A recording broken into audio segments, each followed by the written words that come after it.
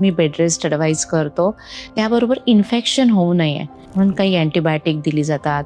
डॉक्टरांच्याकडे follow up गरजेचा असतो, कारण हिलिंग कसं झालं हे डॉक्टर बघत असतात. त्याचबरोबर फॉलोअपला डॉक्टर सगळे ॲडवाईस देतात की काय काय केलं पाहिजे. स्वच्छता पाळली पाहिजे, कारण त्या जागेचं इन्फेक्शन नाही झालं पाहिजे.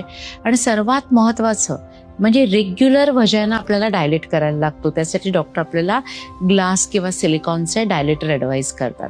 त्या डायलेटरवर लुब्रिकंट लावून वजाना आपल्याला कायम डायलेट करावा लागतो. पुढे लग्न झाल्यानंतर जेव्हा इंटरकोर्स सुरू होतो तेव्हा त्यांचा तो रेग्युलरली इंटरकोर्सच्या माध्यमातून वजाना डायलेटेड राहतो. हे जर वजायनल डायलेटेशन आपण केलं नाही तर योनिमार्ग परत छोटा होऊन जाण्याची शक्यता असते.